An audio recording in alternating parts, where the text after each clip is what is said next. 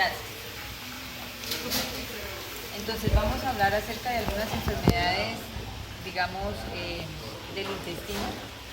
Un grupo de esas enfermedades son enfermedades inflamatorias y una de ellas es de origen infeccioso, que tenemos acá, que son colitis amebiana.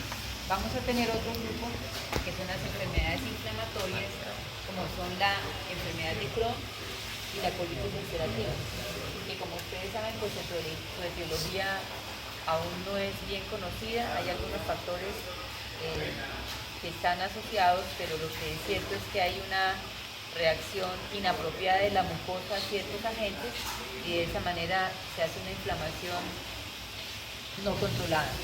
Entonces, de esa manera vamos a ver la enfermedad de Crohn y vamos a ver la colitis ulcerativa. Vamos a ver también acá otra enfermedad que se llama enfermedad diverticular, que es súper común en todos nosotros después de los 50 años, eso casi todos a los 60 ya tenemos divertículos, muchísima gente. Y en este lado vamos a ver algunos ejemplos de pólipos, que si bien ya algo vimos en neoplasias cuando vimos el capítulo 4, entonces vamos de todas maneras a hacer algún repaso de esto, como preámbulo al día de mañana, donde ven las neoplasias malignas. ¿Listo? Bueno, entonces vamos a empezar acá hablando de la colitis amebiana. Entonces la colitis amebiana tiene como agente etiológico la entameba histolítica, en donde la entameba histolítica en su fase infectante, ella lo que hace es colonizar la mucosa, y pues es que este formol está terrible. En su fase infectante en forma de trofosodito, recuerdan que ya está como quiste, como trofosodito. El trofosodito se ubica sobre la mucosa del colon, provoca apoptosis del epitelio, invade, genera una reacción inflamatoria aguda y ella se va a meter a la mucosa, a la lámina propia. Ella hace característicamente unas úlceras muy pequeñitas, las pueden ver acá, voy a pasárselas. Son úlceras muy chiquitas de 1, 2, 3 milímetros de diámetro, en donde ellas característicamente van a, miren estas, chiquiticas, ellas invaden y se meten hasta la lámina propia y lo que hacen es hacer una expansión por la lámina propia. Entonces abajo tienen una base ancha, pero un cuellito pequeñito, y aquí arriba se ve una lesión puntiforme casi. Aquí esta piecita tiene bastantes ulceritas chiquitas, ¿sí las ven? Pues miren, son estas úlceras chiquitas y hay cantidades. Hay unas incluso más grandecitas y otras que ya tienen efecto de deditos.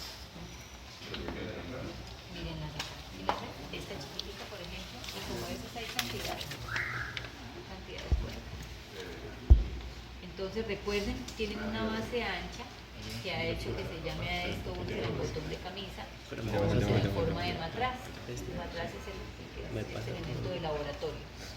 Entonces, estos pacientes con colitis amebiana obviamente van a tener dolor abdominal de tipo cólico, van a tener diarrea con sangre y moco, y van a tener lo que llaman pujo y tenesmo, ¿cierto? Pujo y tenesmo, que es prácticamente pujar y quedar lo mismo, ¿cierto? Entonces, estos pacientes usualmente se compromete es el ciego, aunque cualquier parte del colon realmente se puede comprometer, pero más frecuentemente en la región secal, ¿no? Pero cualquier parte del colon. Aquí tenemos otras muestritas, entonces miren acá esta, y aquí hay varias. Recuerden el concepto, que ellas no pasan hacia la mucosa, ellas están ahí metiditas, pasan el epitelio y pasan a la lámina propia, ¿sí? Y lo que hacen es una expansión. Cuando ellas a veces se expanden tanto, entonces prácticamente por debajo se hacen esos túneles, ¿sí? Como decir unos tunelitos subterráneos. Cuando llegan y todos se encuentran y hacen un efecto de que se levanta la mucosa, como acá. Aquí estas son las úlceras, estas son ya más grandecitas, y aquí entonces hace un efecto donde la mucosa se levanta y se facela. Estos pacientes pueden llegar a hacer algo que se llama un megacolon tóxico, pues aquí hay una sobreinfección bacteriana y se pueden complicar y sufrir una infección y una septicemia. De otro lado, recuerden que estos pacientes pueden, estas amebas, colonizar la circulación y se pueden ir hacia el hígado, ¿no? ¿Y qué generan ahí? Abscesos. Absceso hepático, y de ahí del hígado puede ir a pulmón, a riñón, puede ir a cerebro incluso, puede ir a corazón. Entonces realmente las amebas pueden llegar incluso a producir la muerte, ¿no? Entonces hay que tener en cuenta eso. Aquí hay otras piecitas en donde aquí la clave es que podamos mirar detenidamente y podamos encontrarlas. Entonces ustedes deben detenerse, deben mirarlas, hay unas más chiquiticas que son puntiformes y otras que son más grandecitas con hemorragia. Entonces no se extrañen de ver las áreas hemorrágicas, porque justamente pues la deposición produce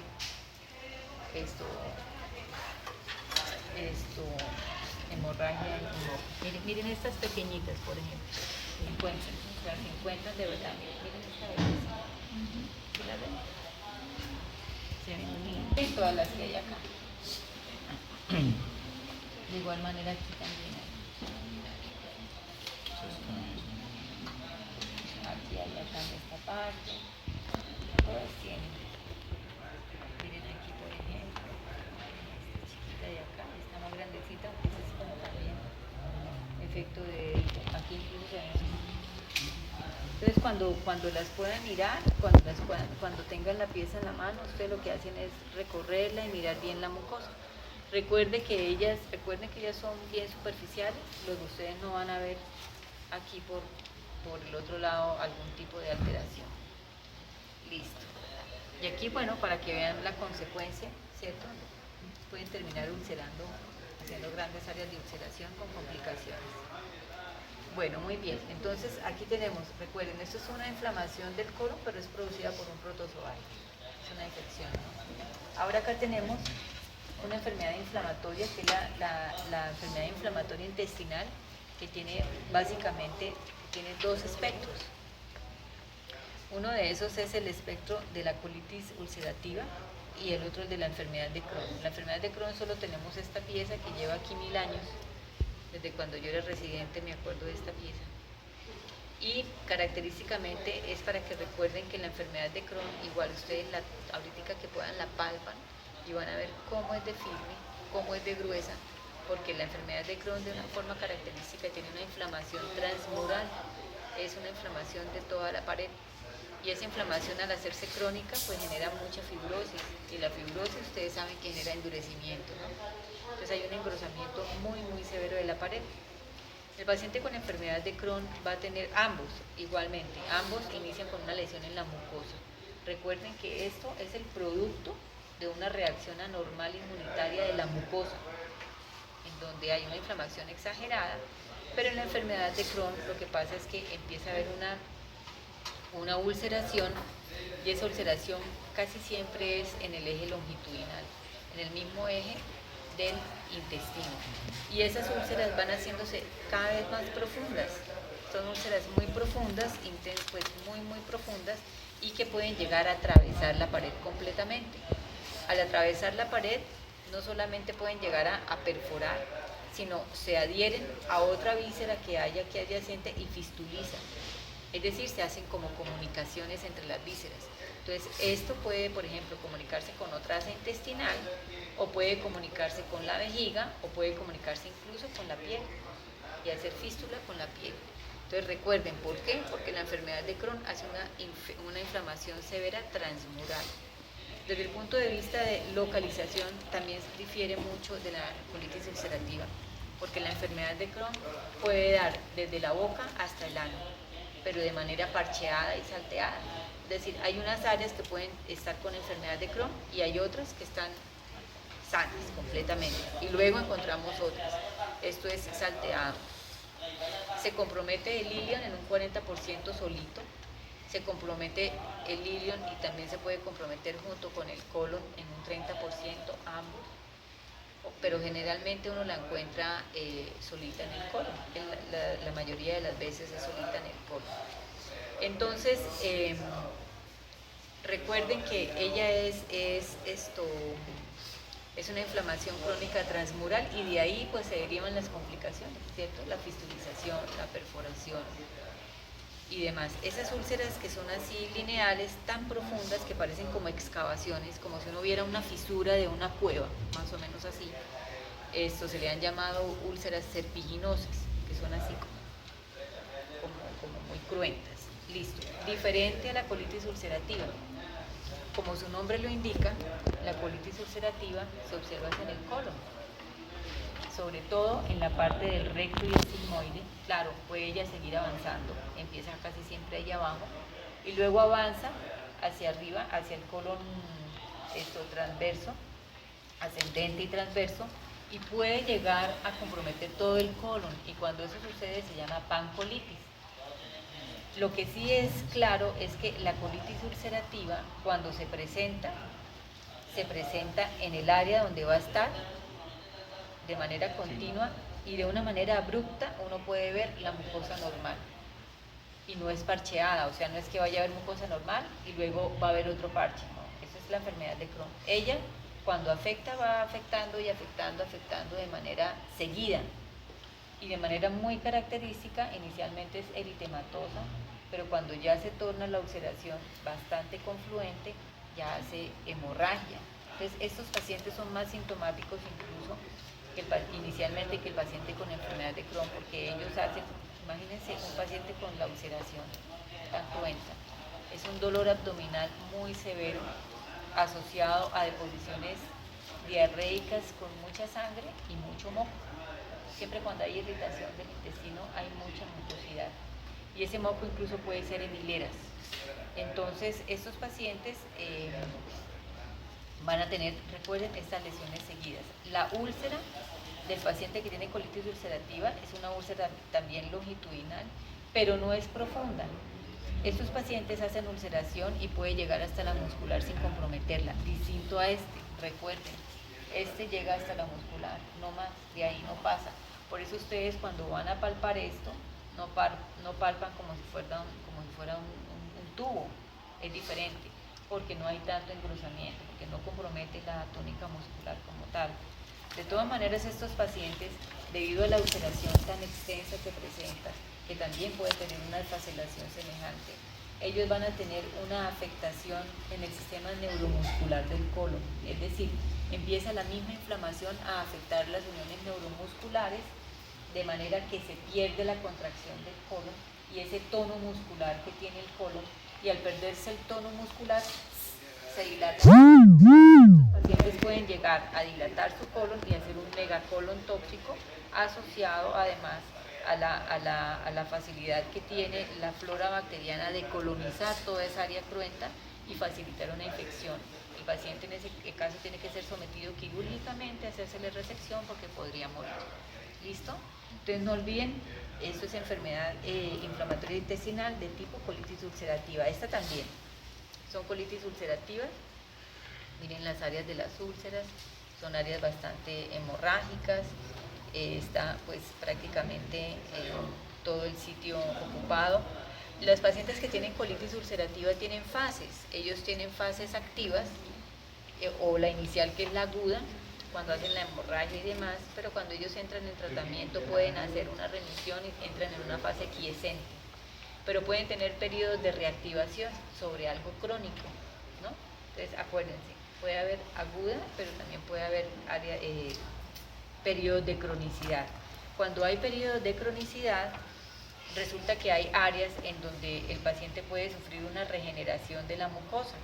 Cuando hay regeneración de la mucosa, uno puede ver unas masitas nodulares, que a eso se le han llamado pseudopólipos de regeneración.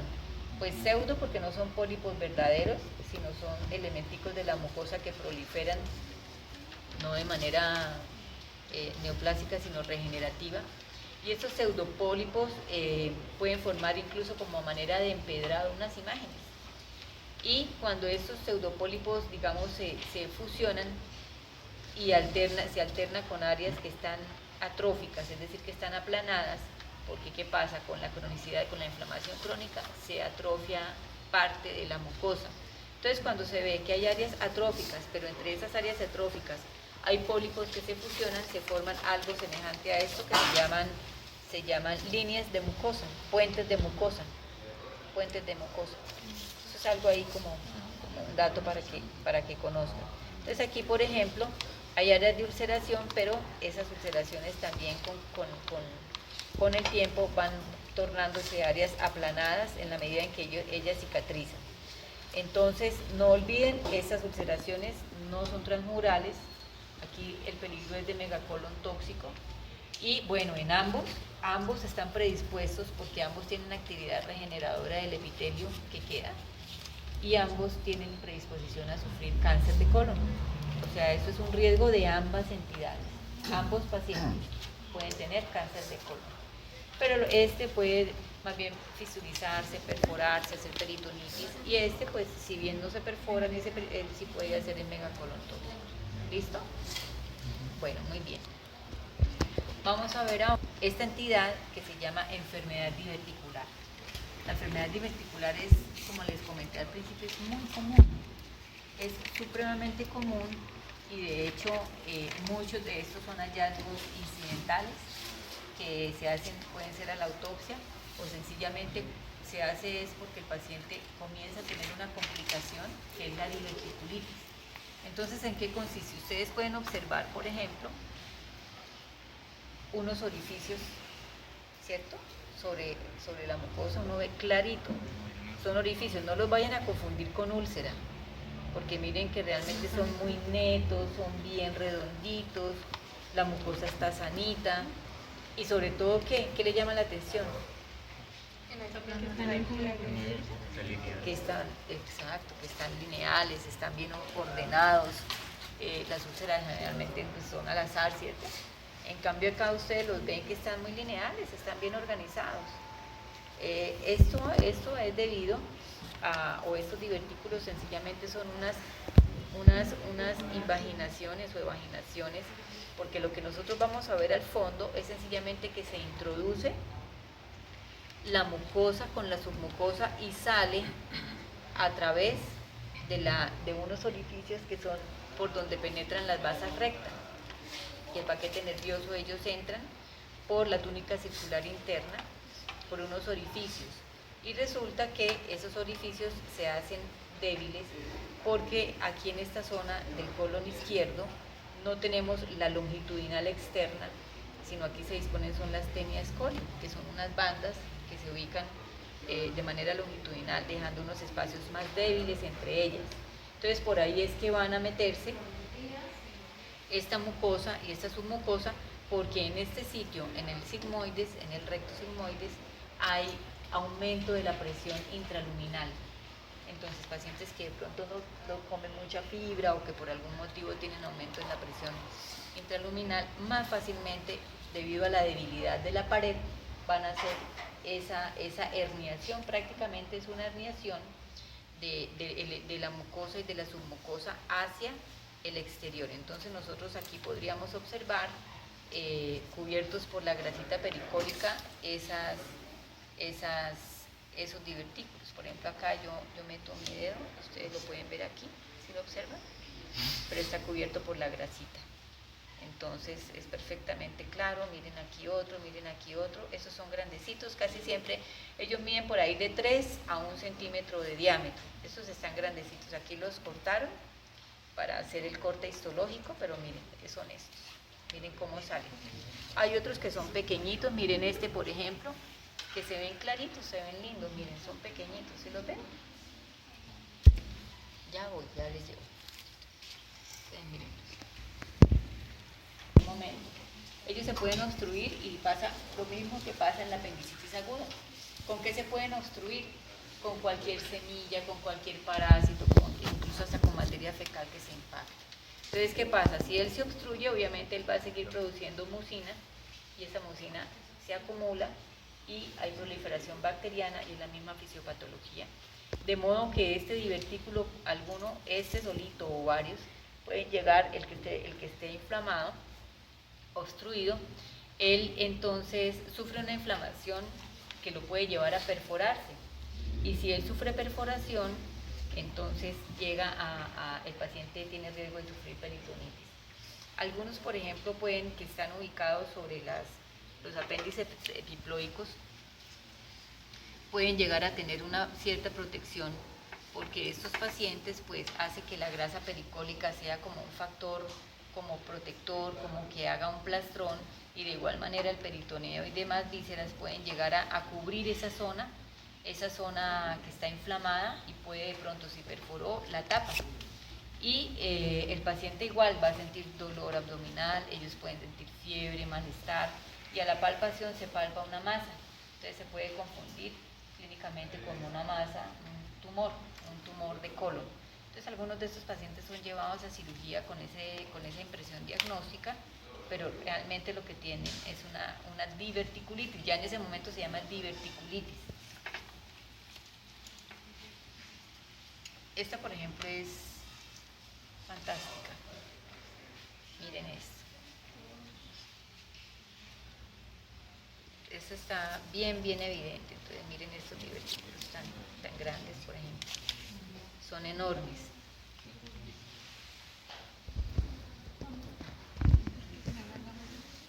Esos son. Entonces recuerden, son divertículos. Realmente ellos están constituidos histológicamente por mucosa, por una submucosa que está comprimida, y afuera está recubierto por serosa, o en este sitio, si es bien distal, no hay serosa, entonces está recubierto por la grasa pericólica, ¿no? Entonces recuerden, enfermedad diverticular son las invaginaciones debido a la debilidad de la pared. Ustedes pues ya conocen la etiopatogenia, la repasan por favor. Y las complicaciones son todas aquellas relacionadas con la inflamación del divertículo por obstrucción. Bueno, todas esas piecitas están lindas. Aquí hay esta también, que se ve muy clara, ¿no? Siempre volteenlo, siempre traten de buscar acá, si tienen duda con úlcera, que pues por la ubicación tan lineal, por ser tan netos, como tan agujero, es que esto es mucho más agujero que úlcera, no como que no ve el fondo. Entonces ya uno dice, esto es una enfermedad diverticular. ¿Listo? Bueno, sencillo, ¿sí o no? Recuerden que es muy frecuente en pacientes mayores, aunque algunos pacientes jóvenes de 30 años pueden tener enfermedad diverticular, pero no es lo usual, es muy raro. Bueno, ahora vamos a ver los pólipos, pero los pólipos adenomatosos. Pues igual recordemos que en el colon hay pólipos inflamatorios, hay pólipos hemantomatosos, hay pólipos hiperplásicos que son supremamente comunes.